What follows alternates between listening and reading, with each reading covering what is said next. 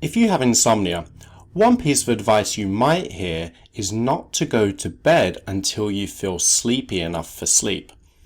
But what if you just don't ever get sleepy enough for sleep? Well, this is what I'm going to be talking about in today's video. Hi, I'm Martin Reed. If you have insomnia, I offer sleep coaching programs that will give you all the skills and support you need to enjoy better sleep for the rest of your life. You can learn more at insomniacoach.com. So if you feel that you just never get sleepy enough for sleep, there are two real avenues for us to explore. The first is kind of the simple option, the first thing to pursue.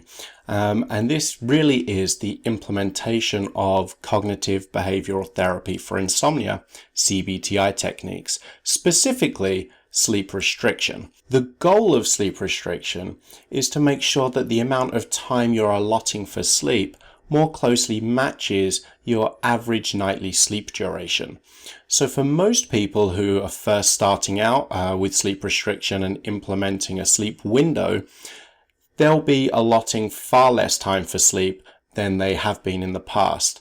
And this really helps build sleep drive during the day to help you get that feeling of sleepiness when it's time for you to go to bed. And this is what helps you fall asleep, and to a certain extent helps you stay asleep and reduces the amount of time you spend awake during the night. Now with the sleep window, you also have this consistent out of bed time. And by observing this consistent out of bed time every day, you're making sure that there's going to be enough time for sleep drive, the sleep pressure to build during the day in order to help you sleep at night. Because ultimately the only thing that generates sleepiness is sufficient wakefulness. In other words, you have to be awake for long enough in order to feel sleepy and to generate sleep. So let's move on to the slightly more complicated answer, or the more complicated scenario.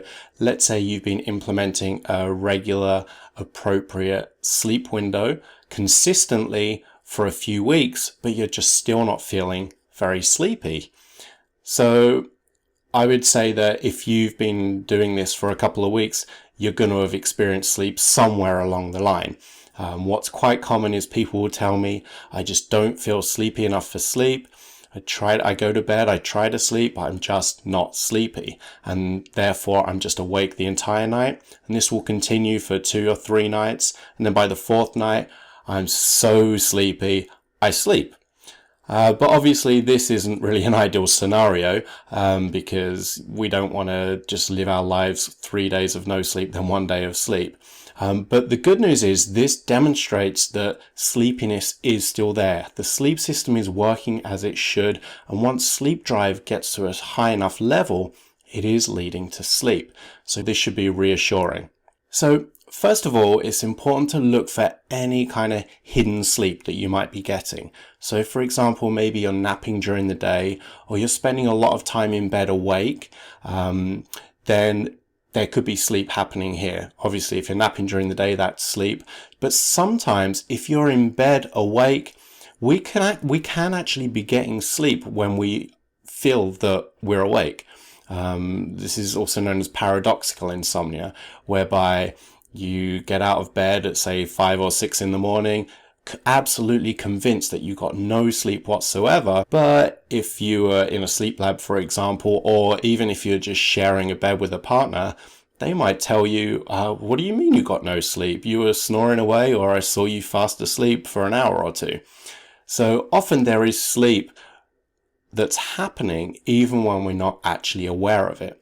And this can also help explain why sometimes the sleep drive system isn't working as we want it to. Another avenue to explore is just this issue of hyperarousal. And this is a really common trait among people with chronic insomnia. One way of describing it is just this system of just alertness and vigilance. Your brain is just very active, almost like this fight or flight response in a way. And this can suppress sleepiness cues. So we can still be generating enough sleep drive, and normally we would feel sleepy, but our arousal system is just so wired that it's making it hard for us to actually feel sleepy or even recognize these cues for sleepiness. So if this sounds familiar, what I suggest doing is you still observe this appropriate sleep window based on your average nightly sleep duration taken over a week or two. If you're regularly going for 2 or 3 successive nights with no sleep, I imagine that your sleep window would be very short, something in the region of 5 to 5.5 hours. So what I suggest doing is making sure first and foremost that the hour before your sleep window begins, you're just reserving that time for nothing but relaxing and enjoyable activities. Just doing this alone can sometimes help you recognize cues for sleepiness. And second of all, instead of seeing the start of your sleep window as your earliest possible bedtime, but then waiting for sleepiness cues, sometimes it can be helpful to just conduct, let's say, a 2-week experiment, whereby no matter what, you just go to bed at the start of your sleep window. And once you're in bed, if you're feeling calm and relaxed, it's worth just staying in bed because the conditions are right for sleep. But if you start to feel anxious, worried, or frustrated, you're tossing and turning, then it's usually a better idea to get out of bed.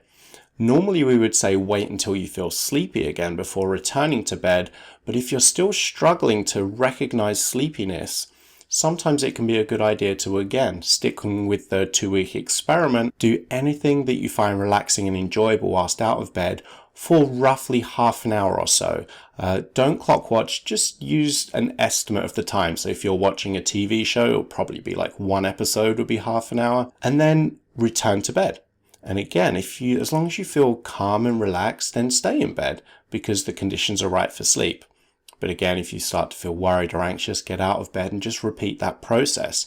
But then no matter what, always make sure you're out of bed by the end of your sleep window.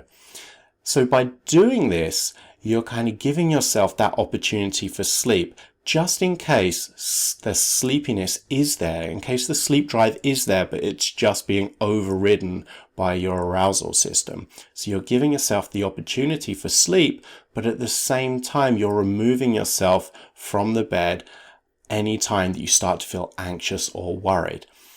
Now, over time, you should notice that you're starting to get a little bit more sleep during this sleep window because you're giving yourself the opportunity for sleep and you're using a more analytical approach to when you should be going to bed and getting out of bed. And finally, it's really important to just try and be as active during the day as possible. This can be really hard if you've had a bad night of sleep or if you're going through a string of bad nights. But just as being awake for long enough helps build sleep drive, to a certain extent, so does activity. This doesn't always have to just be exclusively physical activity. It can also just be anything that engages your mind. Just anything that just keeps you active and engaged during the day.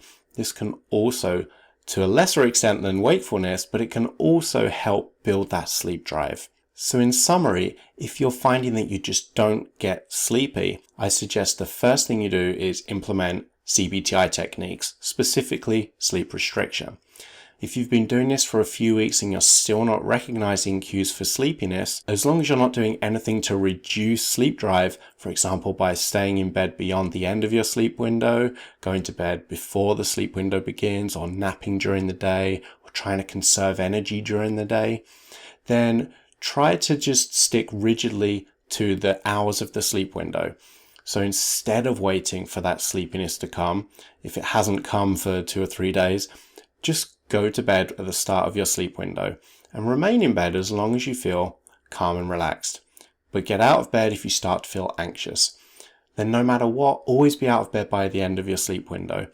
And finally, just that, giving yourself that 1 hour period before the start of your sleep window to just wind down and do whatever you find relaxing and enjoyable can sometimes help uncover some cues for sleepiness. It can also be helpful to try and identify things that could be sabotaging sleep drive or making it harder for you to feel sleepy. And some of these things can include things you do close to bed. So for example, if you're on the laptop right up until the start of your sleep window, looking for a job or reading the news or watching movies. Sometimes this can just keep the brain active and suppress sleepiness cues.